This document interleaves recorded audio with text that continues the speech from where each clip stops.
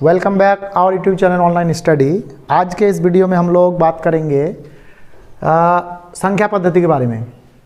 ये संख्या पद्धति जो है ये कंपटीशन से लेकर बहुत सारी एग्ज़ाम में पूछा जा चुका है और इससे बहुत सारे सवाल पूछते हैं। ये नवोदय के लिए भी काफ़ी इम्पोर्टेंट है। तो मैं कहना ये चाहूँगा कि आज से हमारी नवोदय की सीरीज शुरू हो रही है, जिसमें हम लोग छोटी छोटी टॉपिक को लेकर आप लोगों के सम्मुख लेके आऊँगा। और इसमें क्या होगा कि अगर आप हमसे जुड़े रहते हैं, हमारे साथ लगातार बने रहते हैं, तो छोटा से छोटा चीज़ को लेकर आप बड़े से बड़े मैथ को हल करने में सक्षम बन जाएंगे। जी हाँ, यही बात हम इस वीडियो में करेंगे और साथ में इसको पढ़ाएंगे भी कि हम लोग पहले ऑफलाइन में पढ़ाते थे, जिसमें हम लोग काफ़ी बच्चे को नवोदय के लिए सिलेक्शन करवा चुके हैं। और वर्तमान दौर को ख्याल करते हुए हमने इस लॉकडाउन को ख्याल करते हुए अभी ऑनलाइन आने का फैसला किया है। तो ऑनलाइन के तहत ये हमारी नवोदय की पहली वीडियो है, पहली वीडियो की पहली सीरीज शुरू कर रहे हैं, जिसमें हम लोग बहुत ही बेहतरीन तरीके से धांसू अंदाज में बहुत ही मज़ेदार और इजी तरीके से आपको समझाने का कोशिश करेंगे। तो बस आज से जुड़ जाइए आप मेरे साथ और हम लोग देखते हैं कि नवोदय का सिलेक्शन कैसे नहीं होता है। एकदम होकर रहेगा, आप जुड़िए और जैसा मैं कहता हूँ आप करिए। होना ही है, मतलब होना ही है। तो चलिए, आज का जो हम लोग का जो टॉपिक है ये संख्या पद्धति है, जो कि नवोदय की सबसे पहली चैप्टर है। ये पहली चैप्टर है, साथ में ऐसा है कि इसको हम लोग शायद बहुत जगह सुन चुके हैं, जान चुके हैं, लेकिन हम फिर इसका चर्चा इस वीडियो में करेंगे। क्योंकि अगर कुछ ऐसी चीज़ें जो छूट गई हो या फिर नवोदय से रिलेटेड हो और उसको आप नहीं जानते हो, तो इसके माध्यम से हम वो सारी चीज़ों का बयान करेंगे। तो कहने का अर्थ है कि हम लोग इस चैप्टर को शुरू करते हैं। जैसे कि हम लोग का चैप्टर का नाम है संख्या पद्धति, नंबर सिस्टम। तो नंबर सिस्टम में हमको पढ़ना क्या है, तो सबसे पहले ये जो परिभाषा लिखी हुई है यहाँ पर, इन सारी चीज़ों को एक एक करके पढ़ना है और समझना है। और जब इनको समझ जाएंगे तो इनकी हेल्प से, इन सारे चीज़ों की मदद से हम बहुत ऐसे क्वेश्चन है जिसको हम आसानी से हल कर सकते हैं। और इसके बगैर हम नवोदय का एक कदम भी नहीं बढ़ा सकते हैं। माने ये हमारी पहली कदम है, क्योंकि अंक गणित जो होता है वो संख्या से संबंधित होता है और संख्या का परिभाषा जब तक हम लोग नहीं जानेंगे तब तक किसी भी अंक को, किसी भी गणित को बनाना संभव ही नहीं है। तो जैसे हम लोग का पहला टॉपिक है संख्या पद्धति, उसका जो सबसे पहले हमको जानना होता है संख्या अर्थात नंबर। तो हम लोग जानेंगे कि नंबर क्या है। तो नंबर क्या चीज़ है, जैसे कि हम लोग अपने दैनिक जीवन में, माने घरेलू जीवन में हम लोग देखते हैं कि पढ़े हो या ना पढ़े हो, लोग कुछ भी गिनना शुरू करते हैं तो बस शुरू किए 1 2 3 4 5 6। ये तो पढ़े लिखे लोग गिनेंगे और ऐसे नॉर्मल लोग भी गिनते हैं 1 2 3 4 5 6। तो कोई भी चीज़ को, चाहे पैसा गिने, किताब का पन्ना गिने, कॉपी का पन्ना गिने, लोगों की गिनती करें, और भी विभिन्न प्रकार के चीज़ों में जो हम लोग गिनती करते हैं तो उसमें 1 2 3 4 से गिनना शुरू करते हैं। तो जिसके मदद से हम लोग कोई भी चीज़ों को गिनते हैं उसी को हम लोग संख्या कहते हैं। बड़ा इजी सा बात है कि जिसकी मदद से हम लोग किसी भी चीज़ को गिनते हैं उसी को हम लोग संख्या कहते हैं। तो यहाँ हमने लिख भी दिए कि जिसके मदद से या फिर जिससे हम किसी वस्तु को गिनते हैं उसे संख्या कहते हैं। तो संख्या क्या है, वही गिनती का जो ये जिससे हम लोग गिनते हैं 1 2 3 4 5 6 7 8। अब जो है संख्या को जानने से पहले और एक चीज़ जानना जरूरी है, वो है डिजिट अर्थात अंक। तो ये अंक और ये संख्या क्या चीज़ है, इसके बारे में हमको अच्छा से जानना होता है। तो क्या है कि संख्या क्या है और अंक क्या है। तो यहाँ पर हमने जैसे परिभाषा लिखा है कि यह संख्या की इकाई है जिसके संयोजन से या स्वयं मिलकर संख्या बने होते हैं। मतलब कि अंक से मिलकर संख्या बना है, वो खुद भी एक संख्या है, साथ में उसको मिलाकर हम लोग संख्या बनाते हैं। कैसे वो समझा रहे हैं, जैसे उदाहरण के तौर पर हम लोग गिनती शुरू करते हैं 1 2 से, 1 2 3 4, किसी भी चीज़ को गिनते हैं तो 5 6 7 8 9 और 10। तो ये जैसे कि 1 2 3 4 5 6 7 8 9 तक हम लोग गिने। उसके बाद यहाँ जैसे 10 आया तो 10 का एगो एक्स्ट्रा जीरो को हम ले लिए, अभी उस पर बात करेंगे बाद में, जिसे सिर्फ जीरो लिख दिए। तो ये 1 से लेकर 0 तक ये है अंक। और ये खुद भी एक संख्या है, चूंकि गिनते हैं तो भी 1 का प्रयोग करते हैं, और इसी को मिला जुला कर सारी संख्याएं बनी हुई है। कैसे? तो जैसे हम इसको और इसको चाहेंगे जोड़ देंगे तो 1 और 2 12 हो गया। चाहेंगे हम इसको चारों को मिला देंगे 2 3 4 5, तो ये भी एक संख्या हो गया। इसका अर्थ है कि जब 2 3 4 5 या उससे भी अधिक अनगिनत अंक आपस में जुड़ जाता है तो वो एक संख्या बन जाता है। तो इससे हमको यही पता चला कि संख्या क्या है। संख्या तो जिससे हम किसी चीज़ को गिनते हैं, और अंक क्या है तो वो गिनती के लिए जो लिखते हैं उसमें जितने भी माने क्या बोले उसको अक्षर या वर्ण का प्रयोग हुआ है, डिजिट का प्रयोग हुआ है, वही अंक है, वही डिजिट है। तो इस तरह से हम लोग इसको जान सकते हैं। तो आसानी से हम लोग समझ गए कि संख्या क्या है और अंक क्या है। अब हम लोग आगे बढ़ेंगे कि संख्या के प्रकार। संख्या के बहुत सारे प्रकार हैं, यहाँ तो लिख दिए हैं कुछ जितना हो सका हमसे, लेकिन इसके अलावा ई बोर्ड में हटा नहीं, फिर हम इसके बारे में और भी बात करेंगे। तो इतने सारे तो है ही, इसके अलावा और बहुत सारे हैं। तो पहले इसको एक एक करके जानेंगे, बाद में हम लोग आगे बढ़ेंगे और भी जितना बचा हुआ है। तो जैसे सबसे पहला है प्राकृतिक संख्या, नेचुरल नंबर। हमने परिभाषा नहीं लिखा है, स्क्रीन पे आ रहा होगा, उसको ही देखकर पढ़ा जा सकता है। तो जैसे कि ये लिखा हुआ है प्राकृतिक संख्या नेचुरल नंबर, तो ये क्या है? तो प्राकृतिक संख्या ये संख्या का ही प्रकार है, लेकिन ये प्राकृतिक संख्या हम लोग किसको बोलेंगे? तो हम लोग प्राकृतिक संख्या उसको बोलेंगे, जैसे प्राकृतिक शब्द का अर्थ होता है जिसको इंसान ने नहीं बनाया। माने जैसे और भी चीज़ है जो प्राकृतिक है, पहाड़ है मनुष्य ने नहीं बनाया, नदी है, वायु है, उसके बाद भूमि है, ये मनुष्य ने नहीं बनाया, सब प्राकृतिक चीज़ें हैं। तो वो प्राकृतिक जैसे ही शब्द मेरे दिमाग में आता है तो ऐसे ही हम समझ जाते हैं कि इसको इंसान ने नहीं बनाया। तो तब किसने बनाया? तो ऐसे में कोई धार्मिक रूप से तो बोलता है भगवान ने बनाया, लेकिन वैज्ञानिक रूप से बोला जाता है कि ये किसी कारण से बन गया है। तो खैर जो उस पर हम लोग नहीं जाएंगे, चूँकि हम लोग पढ़ रहे हैं मैथ, तो उस हिसाब से इतना हम लोग जान गए कि इसको किसने जो बनाया इसका माने लिखित रूप में किसी के पास प्रमाण नहीं है। तो उस रूप से हम लोग उसको नाम दे दिए प्राकृतिक, माने भगवान ने ही बना के दे दिया हम लोग को, इसीलिए इसका नाम पड़ गया प्राकृतिक संख्या। तो इसका परिभाषा कैसे बोल सकते हैं? इसका परिभाषा बहुत ही सिंपल, कि वैसी संख्या जिसको इंसान ने नहीं बनाया, अपने आप चले आ रहा है परंपरा दर परंपरा, तो वो हो गया प्राकृतिक संख्या। इसका परिभाषा और भी बोल सकते हैं कि जो 1 से शुरू हो उसको हम लोग प्राकृतिक संख्या कहते हैं। स्क्रीन में आ रहा होगा, उसी को देख के काम चल जाएगा। उसके बाद पूर्ण संख्या, दूसरा नंबर पूर्ण संख्या, होल नंबर। ये क्या चीज़ है? तो चूंकि जीरो का आविष्कार इंसान ने किया, तो 1 2 3 4 करते गिनती चल रहा था, लेकिन जीरो जब तक नहीं था तो गिनती को लिखना बड़ा जटिल था। फिर भारत, सुन के ताज्जुब लगेगा, भारत एक ऐसा देश है जिसने पूरे दुनिया को जीरो दिया। तो उस हिसाब से जीरो जब निर्माण हुआ तो 10 20 30 इस तरह से शून्य लगाकर बहुत सारी संख्याओं का ज़्यादा से ज़्यादा निर्माण होना शुरू हुआ। तो ये इससे पता चल गया कि यहाँ जो है जीरो मनुष्य ने बनाया, तो इस हिसाब से इसको प्राकृतिक हम लोग अब नहीं बोल सकते हैं। तो इसको हम लोग पूर्ण संख्या, क्योंकि जीरो के बगैर किसी चीज़ को लिखना काफ़ी जटिल था। तो जब जीरो बना तो किसी भी चीज़ को लिखना आसान हो गया। अब जब आसान हो गया तो अब संख्या पूर्ण हुआ, माने किसी भी चीज़ को लिखने में अब आसानी हुआ, मतलब पूर्ण हुआ चीज़। कंप्लीट नहीं था, इनकम्प्लीट था। कहने का मतलब है, ये मेरा कमीज है, इसमें बटन नहीं था जब तक, तो इसको पहना नहीं जा सक रहा था। तो जब वो जो बनाया उसको बटन लगा दिया जिस दिन, उसी दिन से ये कंप्लीट हो गया, तो पूर्ण हो गया, मतलब ये कमीज मेरा पूर्ण हो गया। तो वहीं इसीलिए इसका नाम पड़ गया पूर्ण संख्या। मतलब जीरो पहले 1 2 3 4 पहले गिनती होता था। क्या उसके उस टाइम क्या लिखता था वो तो मुझे पता नहीं, 10 लिखने के लिए कौन सा चीज़ का प्रयोग करता था, लेकिन लिखना बड़ा जटिल था। जिस दिन जीरो आविष्कार हुआ बस आसान हो गया, तो इसीलिए हम उसका नाम दे दिया पूर्ण संख्या। माने आज हुआ लिखना पूर्ण रूप से उसको लिख सकते हैं। तो इसका परिभाषा हम लोग इस तरह से दे सकते हैं कि जो जीरो से शुरू हो उसे हम पूर्ण संख्या कहते हैं। तीसरा नंबर सम संख्या। सम का मतलब जोड़ा, जैसे चप्पल पहनते हैं जोड़ा, वो है सम। उसके बाद और मेरी 2 आँखें जोड़ी जोड़ी है ना, तो ये हुआ सम। नाक भी 2 ठो है क्या? नहीं, एगो है। नाक एगो है तो ये सम नहीं हुआ। जैसे हाथ 2 गो हुआ तो ये हुआ सम। साथ में इसमें 10 उंगलियां, ये भी है सम।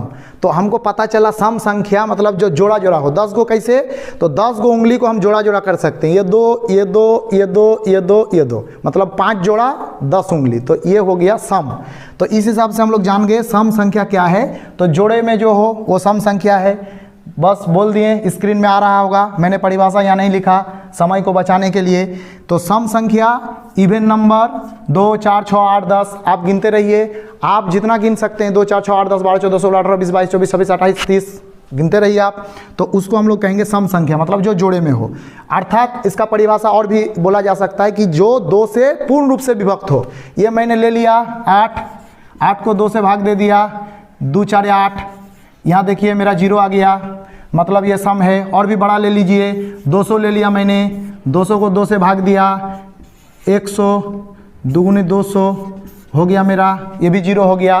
तो जिसको 2 से भाग देंगे और संपूर्ण रूप से कट हो जाएगा वो मेरा सम संख्या कहलाएगा। उसका माने विरोधी पार्टी है विषम संख्या। विरोधी माने ये जो काम करता है उसका उल्टा ये करता है। इसको बोलेगा ये जाता है सीधे तो ये जाता है टेढ़ा, माने ये उसका विरोधी पार्टी। मतलब अगर सम किसी को याद है, कोई भी सम का परिभाषा याद रखा है तो विषम को आसानी से याद रख सकता है। हमने जो वहाँ बोला कि जो 2 से पूर्ण विभक्त हो सम, जो 2 से पूर्ण विभक्त नहीं हो विषम, मतलब जिसका जोड़ा ना हो, तो उस हिसाब से विषम। अब पढ़ेंगे हम लोग 5वां नंबर। चौथा तो हो गया क्योंकि बोले उसी का उल्टा है। 5वां नंबर भाज्य संख्या। अब ये भाज्य क्या है? भाज्य वैसी संख्या जो खुद कटे, एक से कटे और दूसरे संख्या से भी कटे, मतलब खुद अपने से भी भाग जाए, दूसरे से भी भाग जाए और किसी दूसरे संख्या से भी भाग जाए, उसको हम लोग भाज्य संख्या कहते हैं। जैसे उदाहरण के रूप में देख सकते हैं, ये मैंने ले लिया एगो संख्या 10 को भाग कर रहे हैं 2 से, तो भाग हो गया 2 5 10। उसके बाद 10 को 10 से भाग किए तो भी 10 1 के 10। साथ में 10 को 5 से भाग किए तो 5 2 गुने 10। साथ में 10 को जो है 1 से भाग किए, 1 10 है 10। तो कहने का अर्थ है 10 जो है 2 से भाग गया, 10 से भाग गया, 5 से भाग गया, 1 से भाग गया। तो भाज्य संख्या हम लोग उसको कहेंगे जो खुद तो जाएगा, 1 से जाएगा, साथ में किसी दूसरे संख्या से जाएगा। और भी परिभाषा का ढेर ही लग जाएगा। जैसे बोला जाए, मेन बात है कि समझना जरूर, माने समझने से मतलब है। परिभाषा नवोदय में नहीं पूछेगा तो उस हिसाब से हमको परिभाषा से कोई मतलब नहीं, हमको समझना है। तो और किस तरह से बोल सकते हैं भाज्य को? तो एक तो बोले कि जो 1 से, जो खुद से और दूसरे से भाग जाए, वो एगो भाज्य हो गया। साथ में बोल सकते हैं जिसका 2 से अधिक गुणनखंड हो। गुणनखंड क्या? गुना के रूप में खंड कर देना। कैसे? जैसे ये मैंने लिख दिया 10, दूसरा भी ले सकते हैं 20 लिख दिया। मैंने क्या किया, 2, ये गुणनखंड कर रहे हैं, ये गुणनखंड का प्रोसेस है। 2 10 है 20 और 2 5 10 और 5 1 के 5। तो हमने यहाँ लिख दिया कि 2 गुना 2 गुना 5 गुना 1, गिनती कर रहे हैं 1 2 3 4 गो संख्या आया। तो इसका मतलब हो गया कि जिसका 2 से अधिक गुणनखंड हो उसको हम लोग कहेंगे भाज्य। इसी का जिस तरह से सम का विरोधी पार्टी था विषम, भाज्य का विरोधी पार्टी अभाज्य। तो अभाज्य को कैसे जानेंगे? अगर भाज्य समझ गए तो अभाज्य हो जाएगा। फिर भी एग्जाम्पल से हम बता रहे हैं। अभाज्य का परिभाषा इस तरह से है, स्क्रीन में चल रहा होगा, उसी से देख के काम चल जाएगा, आप लोग देख लीजिए उसको। भाज्य संख्या तो जान गए। अभाज्य संख्या, अभाज्य संख्या अर्थात प्राइम नंबर वैसी संख्या जो एक और खुद के अलावा किसी संख्या से विभक्त ना हो, वैसी संख्या को हम लोग अभाज्य संख्या कहते हैं। कैसे? या फिर उसका फिर और एक परिभाषा मैंने दिया कि जिसका केवल 2 गुणनखंड हो, उसको हम लोग अभाज्य संख्या कहते हैं। एग्जाम्पल भी बहुत सारा है, तो खैर हम लोग उतना हमको जानना जरूरी नहीं है नवोदय के लिए, हमको केवल चीज़ों को समझना जरूरी है। आप लोगों को और बहुत सारी बातें बताऊंगा जो कि नवोदय के लिए इंपॉर्टेंट है। ऐसी सीक्रेट बताऊंगा जिसको आपने कभी नहीं सुना, क्योंकि सिर्फ पढ़ने से कोई पास नहीं कर पाएगा। आप नवोदय से जब जुड़े हैं तो आपको इतना पता होगा कि ये प्रत्येक ज़िले में एक होता है और पूरे ज़िले में से केवल 80 ही सीट होते हैं। तो अब सोचिए कि सिर्फ पढ़ने लिखने वाला बच्चा अगर इसमें सिलेक्शन हो तो ढेरों है पढ़ने लिखने वाला बच्चा। लेकिन ऐसा नहीं है, ढेरों बच्चा का नहीं होगा, केवल 80 स्टूडेंट का होगा। तो इससे कौन बच्चों का होगा? जो पढ़ने लिखने में भी तेज हो, साथ में चतुर हो, किसी भी चीज़ को अलग ढंग से करता हो। तो उस हिसाब से उसी बच्चों का सिलेक्शन होगा जो हर एक चीज़ों को अलग अलग ढंग से करता हो। तो मैं सिर्फ यहाँ पढ़ाऊँगा नहीं, पढ़ाई के साथ साथ बहुत ऐसी चीज़ें, ऐसी ऐसी सीक्रेट बताऊँगा जिसको आपने कभी नहीं सुना है। ताज्जुब लगेगा आपको सुनकर। तो केवल जुड़े रहना है हमारे साथ और किसी भी वीडियो को अंत तक देखना है। साथ में अच्छा लगेगा तो कमेंट, लाइक, सब्सक्राइब करने में घबराना नहीं है और ना ही सोचना है। तो उस हिसाब से इसको लगातार दबा के शेयर कीजिए और ये कीजिए। देखिएगा धांसू तरीके से आपके सामने एक एक टॉपिक आएगा। आप ऐसी ऐसी चीज़ों को जानेंगे जिसको सिर्फ नवोदय में ही काम ना देगा। आप अगर नवोदय का किसी भी कारण से क्वालिफाई नहीं हो कर पाते हैं, ऐसा तो तमन्ना रखूँगा ही नहीं, लेकिन 80 स्टूडेंट लेगा शायद किसी कारण से, लेकिन वो आने वाले ज़िंदगी में इतना काम देगा, उसका इतना असर पड़ेगा उसका कि आप तब सोचिएगा कि हाँ कुछ जानते हैं और सर ने कुछ सिखाया है। चलो आगे बढ़ते हैं। तो अभाज्य संख्या क्या है? Prime number. प्राइम नंबर क्या है कि हमने अभी बात किया कि जिसका 2 से अधिक गुणनखंड ना हो, उसको हम लोग प्राइम नंबर या फिर अभाज्य संख्या कहते हैं। जैसे देख लीजिए, आप लोग देखिए इधर, जैसे मान लीजिए कि हमने 5 ले लिए, अब इसको गुणनखंड करें तो 5 1 जा 5 माने 5 1 के 5, 5 गुना 1 2 ही तो हो रहा है। और भी ले लीजिए, जैसे 7 ले लिए तो देखिए इसको कीजिए, 7 1 के 7 बस 2 ही तो हो रहा है। यहाँ पर एग्जाम्पल भी हमने बहुत सारा दे दिया है, सबका एग्जाम्पल मैंने दे दिया है, आप देख सकते हैं। यहाँ विषम संख्या का भी बताए हैं, सम संख्या का भी बताए हैं, भाज्य संख्या का भी, अभाज्य संख्या का भी, सब कुछ बता दिए, उसको देख सकते हैं। बस परिभाषा थोड़ा बहुत जान के रखिए और चीज़ों को अच्छी तरह सीखिए, बाकी काम हो जाएगा। इधर देखिए, अब हम लोग आगे पढ़ेंगे परिमेय संख्या। अब ये परिमेय संख्या क्या है? तो परिमेय संख्या बड़ा इजी कि परिमेय संख्या वैसी संख्या जो P बटा Q के रूप में हो। P बटा Q के रूप में, तो बोले आज तक तो ऐसा संख्या हमने देखा नहीं P और Q के रूप में, तो ये कैसी संख्या है? तो यहाँ कैसी संख्या बोल के कुछ नहीं है, P का अर्थ भी कुछ एक संख्या है। वहाँ 2 3 4 5 1 2 5 जो भी ले लीजिए आप, 2 3 4 5 1 भी ले सकते हैं। और साथ में Q का मतलब भी कोई संख्या, तो 1 2 3 4 मतलब कुछ भी, लेकिन जो P बटा Q के रूप में हो और जिसका हर किसको बोलता है और अंश किसको बोलता है, सब धीरे धीरे सीखेंगे हम लोग। जैसे ऊपर वाला, जब कोई भी चीज़ बटा में हो, ऊपर वाला को हम लोग अंश कहते हैं और साथ में नीचे वाले को हर कहते हैं। ऊपर वाला न्यूमरेटर, नीचे वाला डिनोमिनेटर। तो इस तरह से हम लोग जो P बटा Q के रूप में हो, अर्थात जो बटा के रूप में हो, लेकिन जिसका केवल ये नीचे वाला Q 0 ना हो, उसको हम लोग कहेंगे परिमेय संख्या। माने ले लीजिए एग्जांपल, यहाँ दिखा दिए हमने, देखिए इधर 1 2 3 4 4 बटा 5 6 बटा 7 8 बटा 9 4.5 4.5 0 बटा 1। 0 ऊपर में रह सकता है, नीचे नहीं। साथ में देखिए अपरिमेय, फिर इसका विरोधी ये, जैसे सम का विरोधी विषम, भाज्य का विरोधी अभाज्य, परिमेय का विरोधी अपरिमेय। तो अपरिमेय को देख लीजिए, अपरिमेय में उसका परिभाषा उसी का उल्टा कर दीजिए कि वैसे संख्या जो P बटा Q के रूप में हो या नहीं हो उससे फर्क नहीं पड़ता, लेकिन जो हर है वो 0 हो जाएगा, या फिर ऐसी संख्या आएगा जिसका अंत नहीं है, वो ख़त्म ही नहीं कर सकते हैं उसको। जैसे डिवाइड करने के बाद देखिए 4.70 आया है, या फिर यहाँ 2 3 कुछ भी दे दीजिए और साथ में डॉट डॉट लगा दिए हैं। डॉट डॉट का मतलब होता है लगातार वो आते रहेगा। उस हिसाब से ये वाला जो 4.72 पॉइंट आ गया, ये सब अभाज्य है। जैसे 4 पॉइंट ऊपर में ये दाग दे दिए, इस दाग का मतलब है, इसको ऊपर में जो दिए हैं इसका मतलब है कि वही 5 और 6 घूर घूर के आएगा, लगातार वो आते रहेगा। तो जो संख्या लगातार आते रहे अपरिमेय है। तो इस हिसाब से हम लोग जान गए ये सारी चीज़ों की परिभाषा।